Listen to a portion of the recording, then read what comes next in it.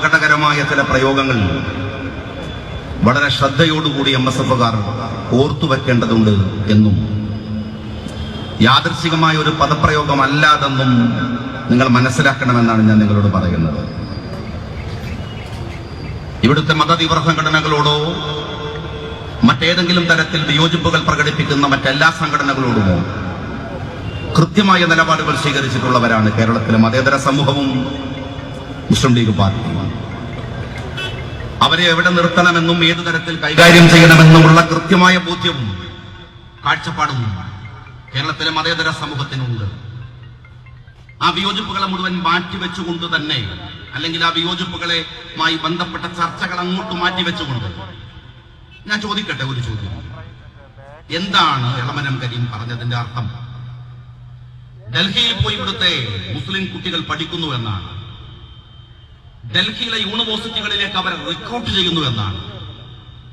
എനിക്കത് മനസ്സിലായില്ല. ഡൽഹിയിലെ യൂണിവേഴ്സിറ്റിയിലേക്ക് എന്തിനാണ് കുട്ടികളെ റിക്രൂട്ട് ചെയ്യുന്നത്? കരീമിന് അറിയുമോ? അവിടെ പോകുന്ന മുസ്ലിം കുട്ടികൾ പഠിക്കാൻ പോകുന്നുണ്ടെങ്കിൽ അവരെ പഠിക്കാൻ വിടുന്നത് ഒരു സംഘടനയുമല്ല, മറിച്ച് അവരുടെ രക്ഷിതാക്കളാണ്. അവരുടെ മാർക്കിന്റെയും കഴിവിന്റെയും അടിസ്ഥാനത്തിൽ അവർക്ക് ലഭ്യമാകുന്നതാണ് അവിടുത്തെ അഡ്മിഷൻ എന്ന് പറയുന്നത്. അവരെ അപകടകരമായ റിക്രൂട്ട്മെന്റ് എന്ന പ്രയോഗത്തിന്റെ അർത്ഥം എന്താണ്?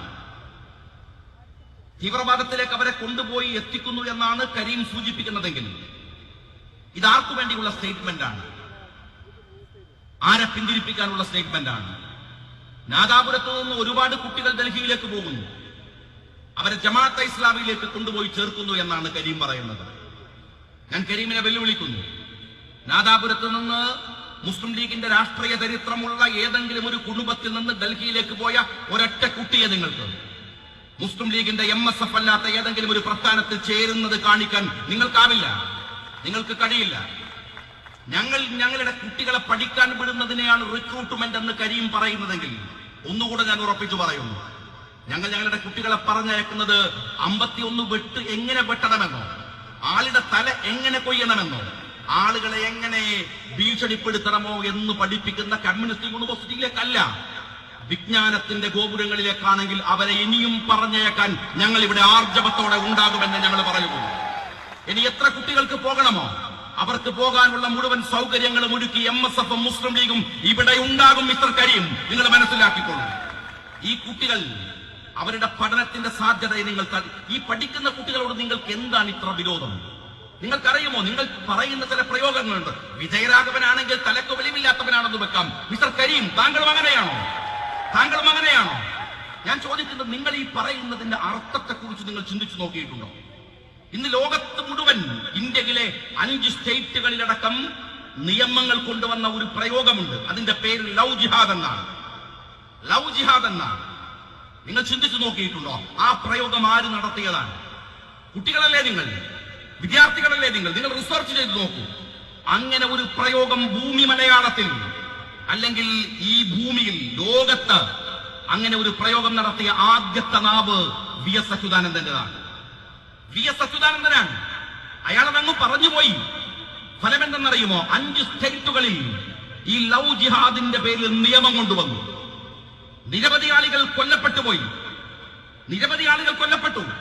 നിങ്ങൾ ഇങ്ങനെ പ്രയോഗങ്ങൾ നടത്തി പോകുമ്പോ അതേ VS പറഞ്ഞു, മലപ്പുറത്തിലെ കുട്ടികൾ കോപ്പി അടിച്ചിട്ടാണ് ജയിക്കുന്നത്.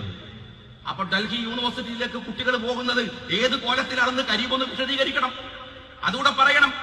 മലപ്പുറത്ത് പഠിക്കുന്ന കുട്ടികൾ കോപ്പി അടിച്ച് ഈ പഠിക്കാൻ പോകുന്ന കുട്ടികളുടെ യുദ്ധം ലവ് ജിഹാദ്, ഈ പ്രയോഗം നടത്തിയ VS അച്യുതാനന്ദൻ അങ്ങ് നിശബ്ദനായി നിൽക്കുമ്പോ അത് ലോകത്ത് മുഴുവൻ കത്തുകയാണ്.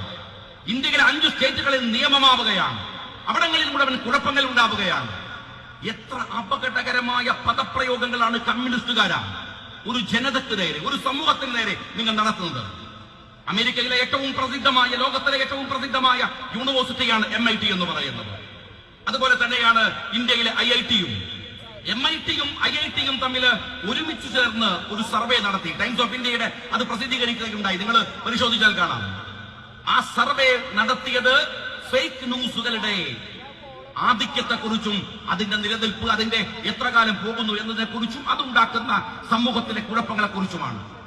ആ സർവേയിൽ പറയുന്നത് ഏറ്റവും അധികം ഇന്ത്യയിൽ നിന്നുപോയ ഫേക്ക് ന്യൂസ് എന്താണെന്ന് അറിയുമോ?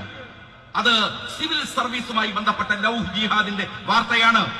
സിവിൽ സർവീസുമായി ബന്ധപ്പെട്ട UPSCയുമായി ബന്ധപ്പെട്ട ഒരു വലിയ വാർത്ത വന്നല്ലോ, ലവ് ജിഹാദുമായി ബന്ധപ്പെട്ട്.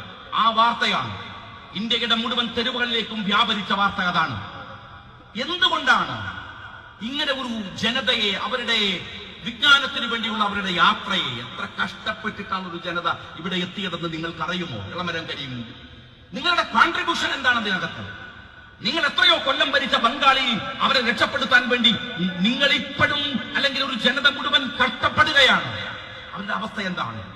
ഇവിടെ ഞങ്ങളൊക്കെ കൂടി, ഈ രാജ്യത്തിലെ ജനങ്ങളൊക്കെ ചേർന്ന് ഈ കമ്മ്യൂണിസ്റ്റുകളുടെ വിഷലിപ്തമായ ചിന്തകളെ മാറ്റിവെച്ചുകൊണ്ട് ഞങ്ങൾ ജീവരക്തം കൊടുത്തു വളർത്തിയെടുത്ത ഒരു സമൂഹമാണ് ഇവിടെയുള്ളത്. മഹാനായ പൂക്കോയത്തങ്ങളുടെ അവസാനത്തെ പ്രസംഗം കാഞ്ഞങ്ങാട് വെച്ചാണ്. ആ പൂക്കോയത്തങ്ങൾ ഇങ്ങനെയാ പറഞ്ഞത്: സമുദായത്തോടൊരു വസിയത്ത് പോലെ നിങ്ങളുടെ പെൺകുട്ടികളെ 10ാം ക്ലാസ് വരെയെങ്കിലും ഒന്ന് പഠിപ്പിക്കണമെന്ന്. ആ പെൺകുട്ടികളെ പിഴപെടയാണ്. ഡൽഹി യൂണിവേഴ്സിറ്റിയിൽ നിന്ന് MSF സിന്ദാബാദ് എന്ന് ഉറക്ക വിളിക്കുന്ന കുട്ടി മുസ്ലിം കുട്ടിയാണ്. അറിയുമോ ഇളമരം കരീമിന്? അതിന് അസൂയയുണ്ടെങ്കിൽ പോയി ചൊറിയേണ്ടത് അച്യുതാനന്ദന്റെ പൃഷ്ഠത്തിലാണ്, സമുദായത്തിന്റെ തലയല്ല. അറിയുമോ നിങ്ങള്? സമുദായത്തിന്റെ തലയല്ല. അങ്ങനെ ചൊറിയാൻ വരുന്നവരെ ആഴിയിലേക്ക് വലിച്ചെറിയാൻ അമേരിക്കയുടെ വല വരുമ്പോ അവർക്ക് കിട്ടിയല്ല അമേരിക്കയിലേക്ക് കൊണ്ടുപോയാൽ ഈ നാട് രക്ഷപ്പെടാൻ ഞങ്ങൾ വലിച്ചെറിയും അടുത്ത തെരഞ്ഞെടുപ്പ് വരുമ്പോ എന്നതിന്റെ ഒരുക്കമാണ്.